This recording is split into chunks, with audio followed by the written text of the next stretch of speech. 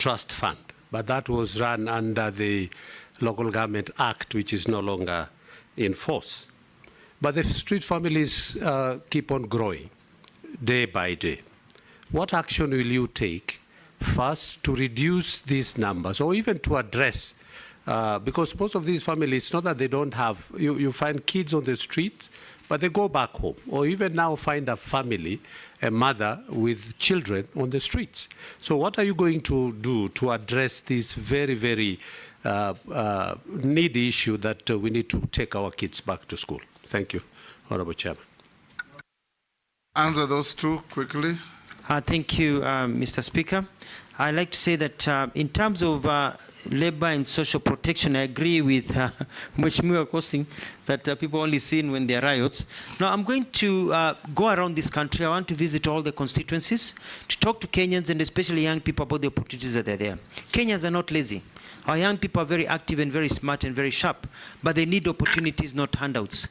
And so I'll be traveling to all the counties. You'll see me. I'll be very heavily on media, telling to them about the jobs, the kind of skill development. I'll also be looking at the working conditions of factories. Do not be surprised if 1 or 2 or 3 factories are shut down because of poor working conditions that go even against the international tenants, because we have to make sure that our people are respected in the way they work. In terms of even employment and the benefits, there's the issue of the 6% increment that the president offered that is still pending, and it's I think it will be on my desk. I'll be able to sit down with FKE. I've had a chat with Kotu, Mheshimiwa Atwoli. I've talked to the employers. We're looking, and they have told me all the problems as I was doing my research, and I'll be able to sit down, bring everybody together, and gazette so that our people can get an increment in the salaries that they deserve because of the state of the economy, and be able to improve that and make sure that those are met. So I'll be very, very active, Mheshimiwa, and I think you'll be very proud of me and the work that I'll be able to, if I'm confirmed. Mheshimiwa Gikaria, I think I've answered the same question because it is important for us. Now, in street families, I was very active when I was government spokesperson to try and work on a system of removing street families and rehabilitating them. I want to go back to some of the programs that we started at that time in the government of Mwai Kibaki. And my investigation has shown that it has become no more, no more process. I've looked at the different acts and laws that are there, and it's all about implementation. We are going to set up a target as a country and say that by this time, we need to have done A, B, C, D so that we don't have street families, and be able to rehabilitate and even take people back to the countryside where they came from so that we can reunite them with their families, so that people can continue working with their families the way we are doing in the children's sector. Instead of taking people to orphanages, we reunite them with the families. Mheshimiwa Mbui will be very happy to know that we are building, we want to develop a model rehabilitation center in Mavoko, which is very close to Kadiani. That you are building? A rehabilitation center in Mavoko. There's 20 acres there. I'll be sourcing for funds from development partners and others so that we have a place whereby these children can go before they are taken back and taught, and also growth and a follow-up system so that we remove them. It is quite sad, like now it's very cold, to find people suffering in the streets, and we'll need to put up shelters that they do in other places whereby people can go and receive some food, and that's safety net for the very poor in our country. I submit. Chairman, I have one stressing, just one, a small one, very stressing. Yes. All of us as a country. Kuna hili swala moja, waziri mteule, iwapo utachaguliwa katika wizara hii ya wafanyakazi, kuna swala nyeti ambalo wafanyakazi wa EPZ walijiunga katika chama cha wafanyakazi. Na hivyo sasa kufikia sasa wafanyikazi 1400 wamefutwa kazi katika viwanda viwili vya EPZ huko eneo bunge la Changamwe kwa kujiunga na chama cha wafanyikazi, na hata wizara yako ina taarifa hiyo. Kwa hivyo tunaomba iwapo utaweza kuchaguliwa, uangalie swala hili litaweza kutatuliwa na kuona haki za Wakenya hawa zimefanikishwa. Asante Mheshimiwa Spika. Owen. Honorable Speaker, the nominee, briefly, just tell us about your vision for the NSSF. I think it is an area that has not been touched. Daud. Thank you, Mr. Speaker. Will you pursue qualifications, equivalency, so that our qualified Kenyan professionals can move across the globe and sort the menace of unemployed professionals such as doctors and others? This is a question from one of the Kenyans. There's one. Thank you, Honorable Speaker. Just a quick one.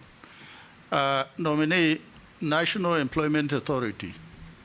No wonder you didn't know whether it exists. Actually, it is somewhere in Kasarani. Just in case you are confirmed, it must be at a central place where all Kenyans will be able to access it. Chair. Just one, Mheshimiwa Speaker, just one from a Kenyan. On the collective labor bargaining agreements, wondering why they are never implemented, and that's what makes workers keep on seeking attention of the authorities every other day, and especially the presidential pronouncements on Labor Day. There is always an increment, but it's never implemented. Like last time is 6%, is it 8%? But up to now, it's not been implemented. So what difference are you going to make in that regard? Nice. Chair. Someone is asking, there are quotas for people living with disability in the constituencies for a certain number of people living with disability to get the stipend. And the question is, where do we take the rest in our country? Just like the old who, when they turn 70, it should be automatic upon medical confirmation, then all people living with disability in our constituencies should be taken on board. And the last question is, kindly ask Alfred MUTUA this question. Upon confirmation, you should go to those foreign countries and negotiate with tech companies to allow Kenyan citizens to work for them from Kenya without using VPNs and residential proxies. There are a lot of job opportunities in the tech industry, but we can't access them due to location restriction. There are very many, from transcription, captioning, machine learning, data entry, chatting, software development, etc., instead of exporting labor. Chair.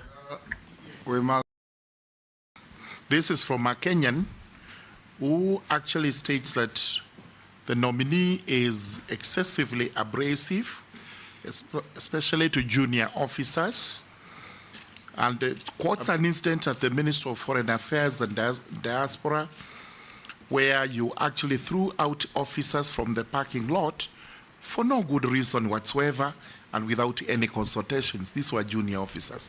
Is that true? Speaker, just one from the teachers. Yes, Mole. This is from the teachers fraternity in Kenya. They are asking, let them, you tell them how you will avert the incoming strike, because you have said you want to arrest the strikes before they happen. So they want to hear the mechanism which you will use when you are approved. Then they are also saying that kindly ask Dr. MUTUA, he made pronouncement that resulted up on Kenyan troops going to Haiti when he visited the US. Does he regret making such deals which later landed him in trouble with the heads of the extent he was shifted to another docket? How true that it is, I don't know, but it's from the public.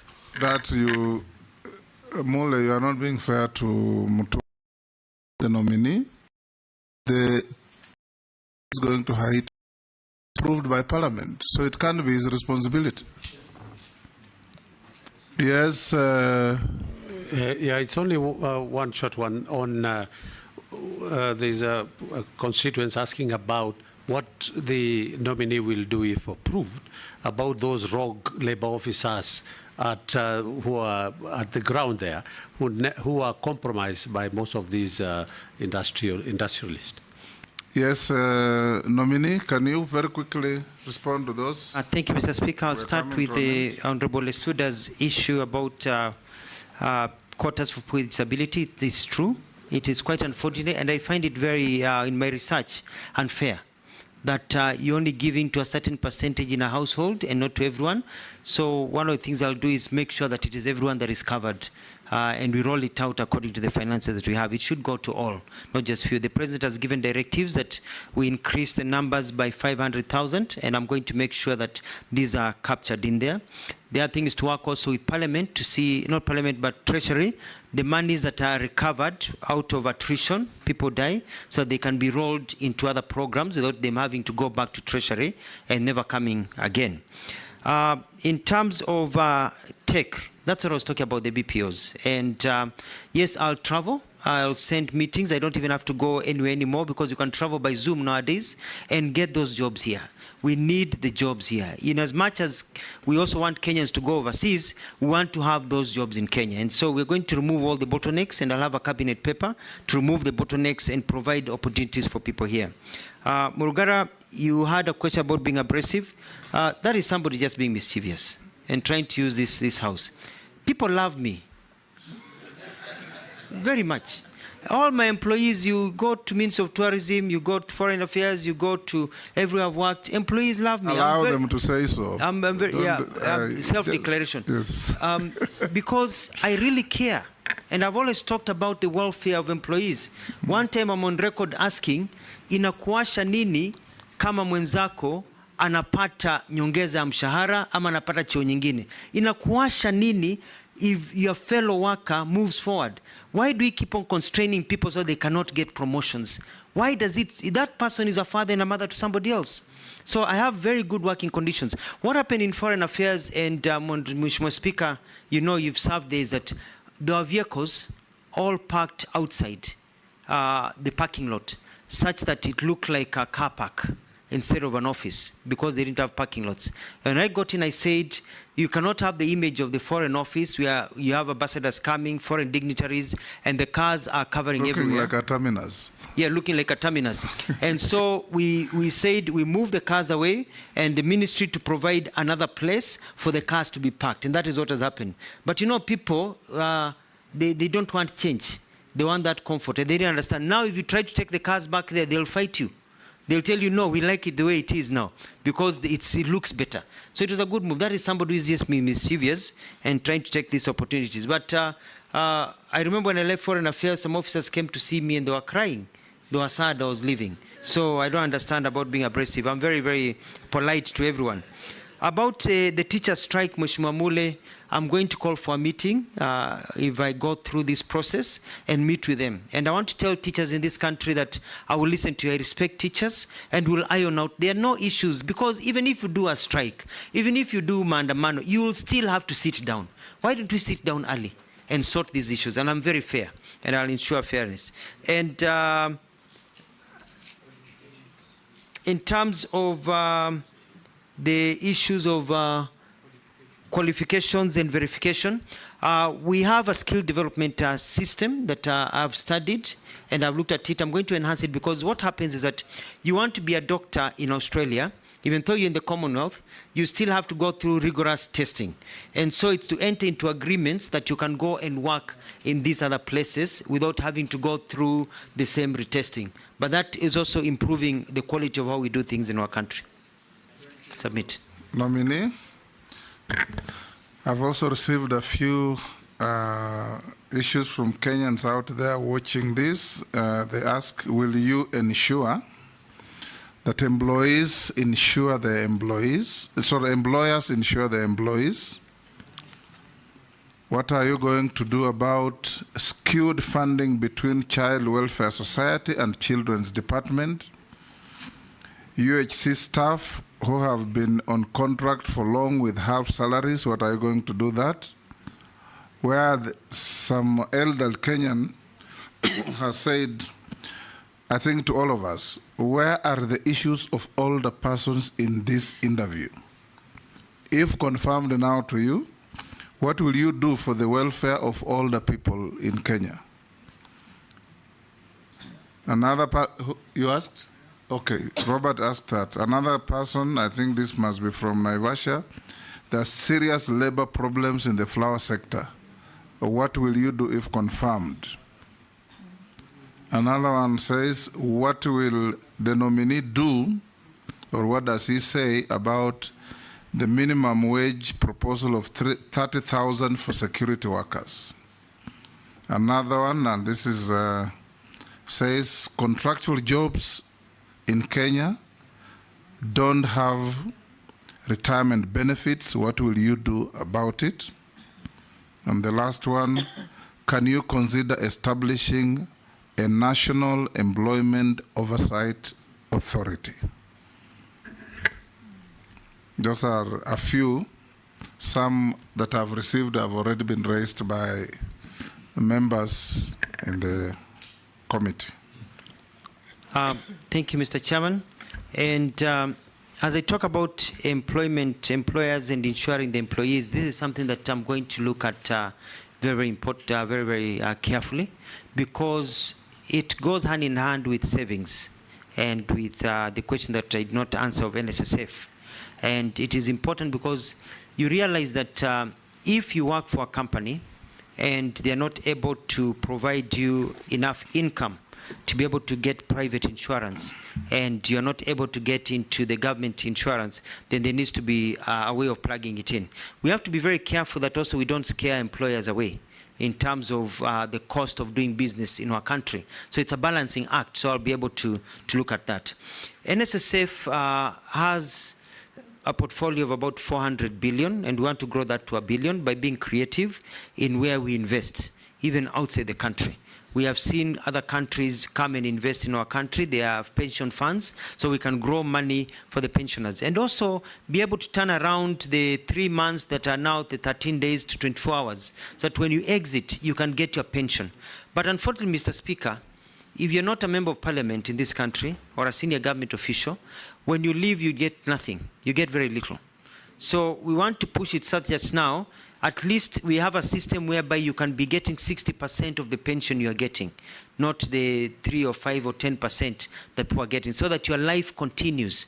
Si unatoka kazini alafu unachakaa, unaanza kuparara, because your life has just taken a dive, so that you're able to save. But to get that, we need to get a saving culture. Only 3.3 million people in this country have a pension scheme. We have to get that, and there's different initiatives that are there to get the other sectors into saving. And I'm going to run a campaign of encouraging people to save, being asked, well, how much have you saved? It doesn't matter. It can be 20 shillings or 50 shillings or 100 shillings. We need a saving culture, because ujana ukama moshi ukienda urudi. One day, we all grow old. And so if you grow old and you don't have a kitty you've been saving and you've been eating everything, then you'll end up in the street. And the culture nowadays is not like the other one. You know, the Gen Zs are growing up and moving on their lives. They'll not be there to take care of us when you grow old. So I'm going to get into a communication program for Kenyans to know, when you eat something, if you have 3 mangoes, please put one aside and eat 2 for another day, to get that culture. I've heard about the staff of UHC. I'm aware because we piloted that also in Machakos. I'll also be looking into that. The older persons, one of the things that I like to do is look at how we can give benefits to older people. In many countries, you find there are benefits. For example, in the United States, where after you pass a certain age, you get a card. That card allows you to even get into some public transportation for free. That even allow you at that particular age to get a discount, so that when you go shopping at a shopping mall, or you go shopping at a center or somewhere, or you go buy something, or if you're seeking a government service, you show your card and you get a 10-20% discount, because you're at an age where you're not earning an income. You're actually using your pension. So I'd like to introduce that, so that our old people have a card that you can use to get a discount. That will cushion you in terms of social protection. I've heard about the flower issues in Naivasha, and the also bulk of these old people, Nominee, are in the rural areas. In the rural areas. Where will they get discounts in villages in Turkana? Well, it's also when they seek government You'll pilot services. probably Yes. from urban centers, but also pay attention to the rural areas. Yes, we'll find ways, and I think the main thrust here is the intention, and the intention is that our older generation need to have a way of cushioning them. They served us; they are our parents, They have taken good care of us. Let's cushion them in the old age and create a system in our country that takes care of them even as they go about with the Inua Jamii. That is good, but also whether we can even go further and see how we're working with other organizations, see what we can do. There was a question about the child welfare and Children's Society and their fundraising. We will be bringing, if I get confirmed and appointed, cabinet papers to see whether we can create special funds so we can have internally regenerated funds for able to use for children welfare, and also fast track some of the laws. For example, Kenya has been identified as a country that is heavily involved in child trafficking. We are a conduit of child traffickers. We are a destination of child traffickers. We are a source of child trafficking. And it is also because we have failed, and I'll be bringing through cabinet, I think it's already there, through the, if I'm appointed through the Mheshimiwa Ishungwa, the passage of us to get into the Hague Convention for the protection of child, trafficking. Because if countries like Somalia can sign child trafficking in the Hague, and Tanzania and Uganda and others, and we have failed to do so, it makes us look like we really support trafficking of children across the world. On the minimum wage, I will look into it. I'll sit down and see, because it depends on what the market can afford. But also we need to, I remember as I finalize, Ford, when Henry Ford, when he built the Ford company, he said he would pay his employees enough money that they can afford to buy the cars that they build. We need to be a culture where we can pay people enough money to enable them to be able to live decent lives according to what the market can also afford. So it's a discussion with the employers, because we don't also want to destroy the good enabling environment for work, but it is important. On contractual benefits and job referral, I've taken note, and it's something that I will look at. I submit. Thank you, Nominee. The last two issues I want to put to you. On the issue, as a follow-up to Honorable Mishi's issue about Saudi Arabia. Yes. What you probably will need to do is check out on a country like Philippines. It is the largest exporter of non-professional workers in the world. Anywhere you go in big hotels, you'll find Filipino workers, happy, decent. Find out what mechanisms and legal regime they operate between Philippines and the countries they work. Perhaps if you go to the moon, you'll find a Filipino worker. The last one, you've talked about NSSF. You can borrow a leaf from our neighbor Tanzania.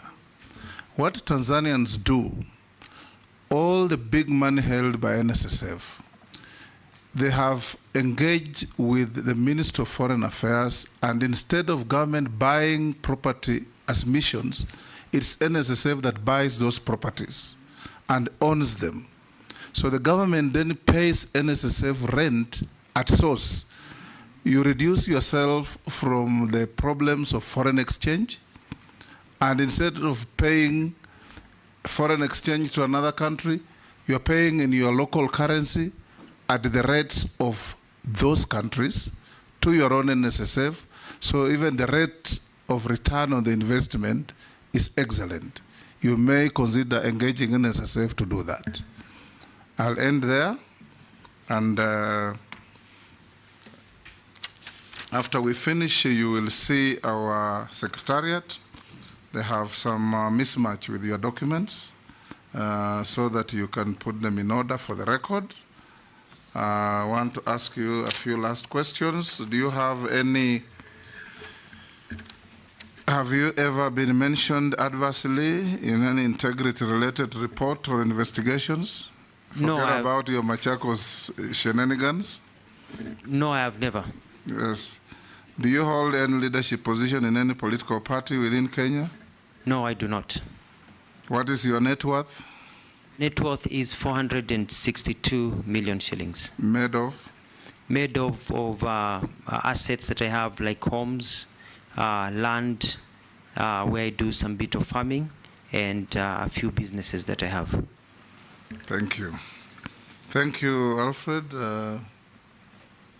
make sure before you leave, you sort out your documentation with the Secretariat. So we can release you to go back to your other duties.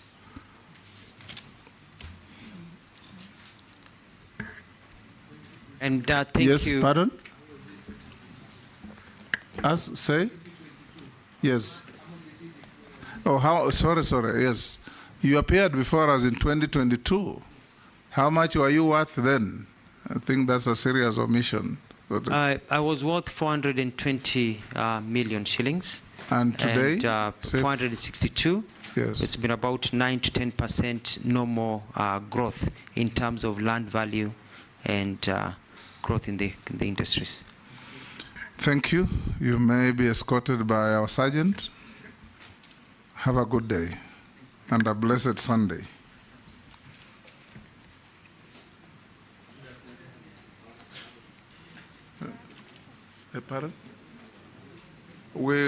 Honorable members, you'll have a 10-minute break to allow the clerks to put the documentation for the next nominee.